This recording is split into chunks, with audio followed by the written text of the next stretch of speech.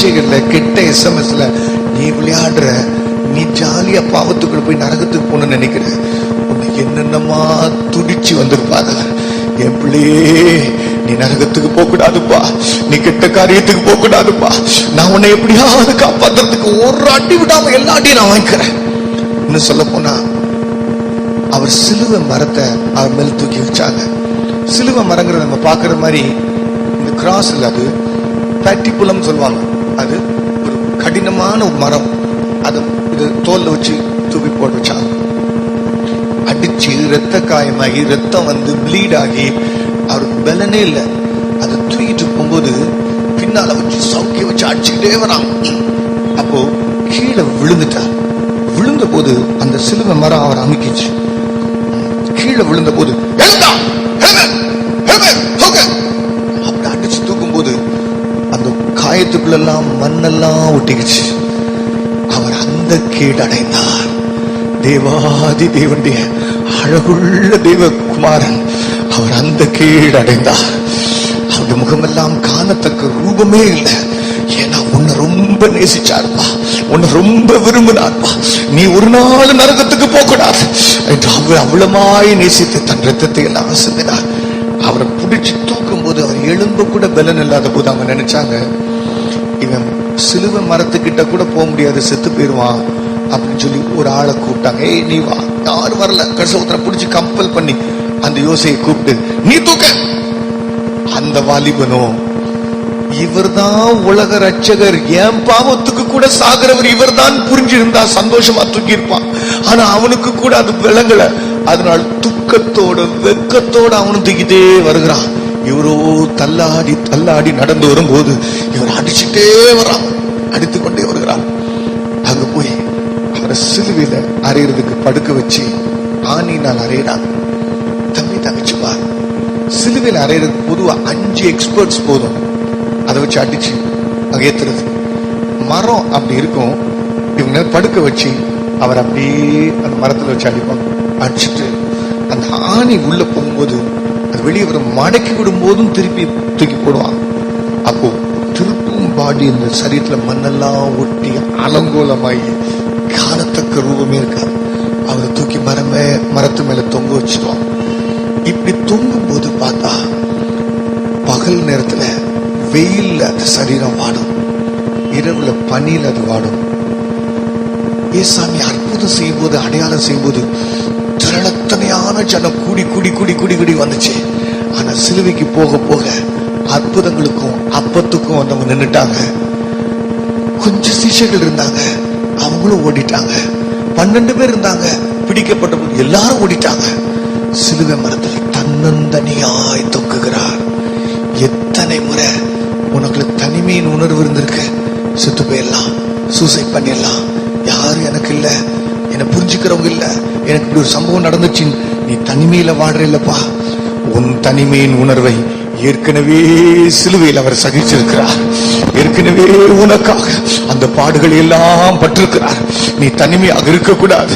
நான் உன்னோடு கூட தான் இருக்கிறேன் மகளே, நான் உன்னோடு கூட தான் இருக்கிறேன் மகனே.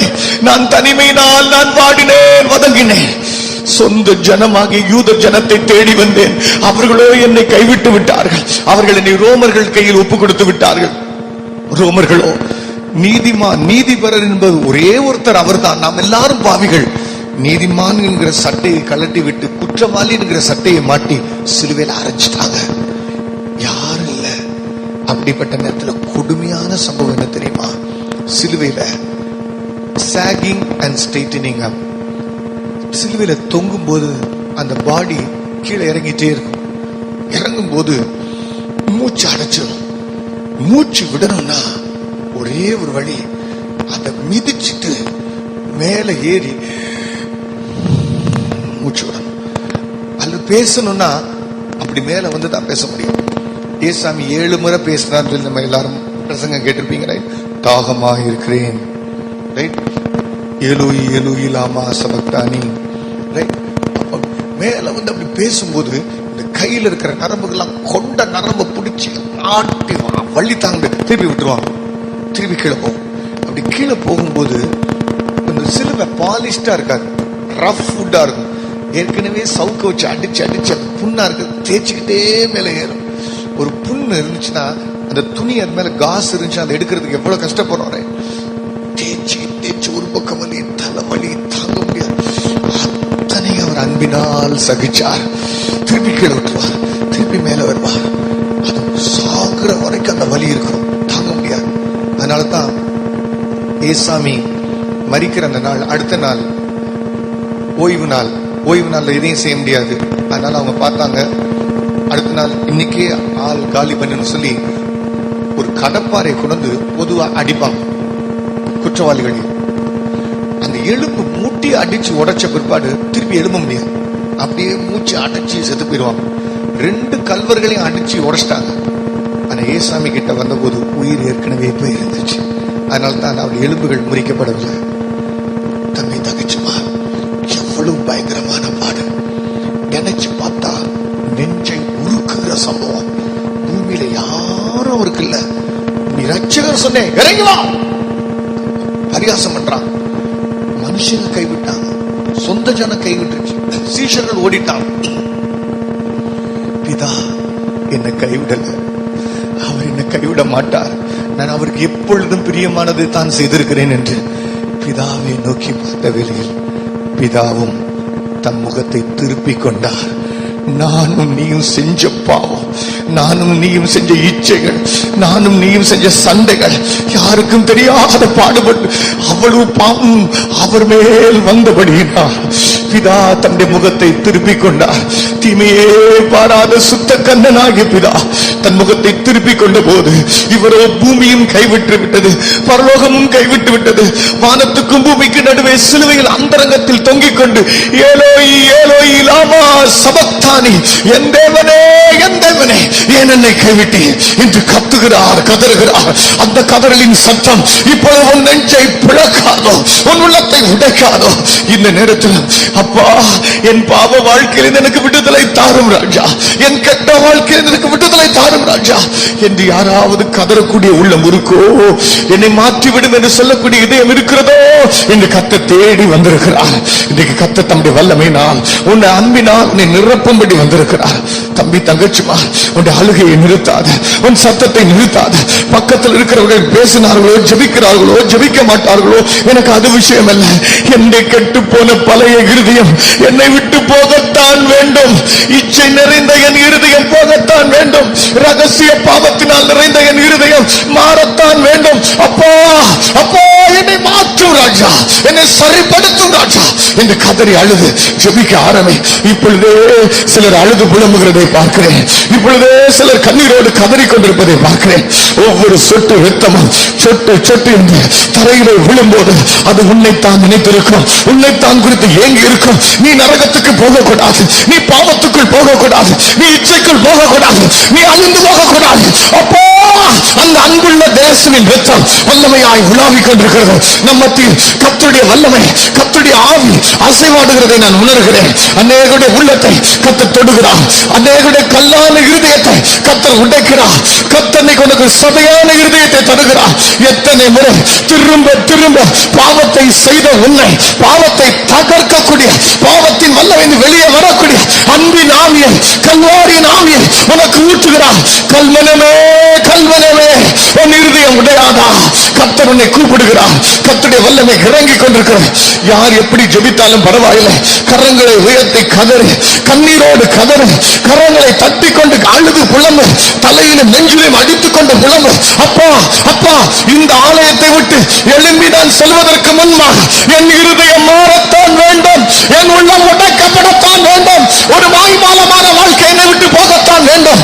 அப்பா, உண்மையாய் கதறி, உண்மையாய் புலம்பி, உண்மையாய் நோக்கி வர எனக்கு உதவி செய்யும். அப்பா, என்னை மாற்றும் ராஜா, என்னை மாற்றும் ராஜா. இந்த நேரத்திலும் கதறி அழுகிற உள்ளத்தை கர்த்தர் தேடி வந்திருக்கிறார். இந்த நேரத்திலும் கர்த்தரை நோக்கி புலம்புகிறவர்கள் கர்த்தர் கைவிடுகிறதே இல்லை. அவர் உன் மேய்ப்பர், அவர் உன் தேவன், உன்னை நேசிக்கிறவர், அன்புள்ளம் கொண்டவர், அவர் உன்னை கைவிடாதிருக்கிற தேவன். தெய்வ ஜனமே, இந்த நேரத்தில் கொஞ்ச நேரம் தான் நமக்கு இருக்கிறது. கொஞ்ச நேரம் தான் நமக்கு இருக்கிறது.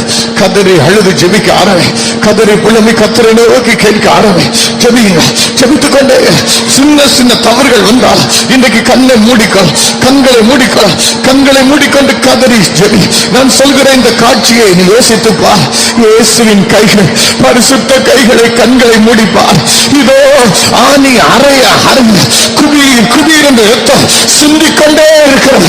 ஒவ்வொரு சொட்டு சொட்டால் ரத்தங்கள் ஒழுகிக் கொண்டே இருக்கிறது. இதோ அவருடைய கால்களில் ஆணி அரைந்து ரத்தம் ஒழுகிக் கொண்டே இருக்கிறது. அப்பா ஜீசஸ், I love you. இதோ அவருடைய முதுகலை சவுக்கை வைத்து உடம்பை அடிக்க ஒவ்வொரு சவுக்கின் அடியும் அந்த உடம்பை கிழித்து ரிபன் போல அந்த சதை தொங்குகிற கோர காட்சி. ஒவ்வொரு சொட்டு சொட்டாக ரத்தம் ஒழுகும் போது என் மகனே உனக்காய் நான் மரித்தேனே,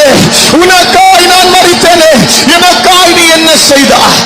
இதோ அநேகர் கதறி புலம்பி கண்ணீரோடு புலம்புகிற அநேகரை பார்க்கிறேன். கர்த்தருடைய மகிமை, கர்த்தருடைய வல்லமை, கர்த்தருடைய ஜீவன் உன்னை தொட்டுக் கொண்டிருக்கிறது. கர்த்தர் உன்னை மாற்றுகிறார். இனி நீ பழைய மனிதனாக இருக்க வேண்டாம். கெட்டு போன பழைய வாழ்க்கை எனக்கு வேண்டாம்.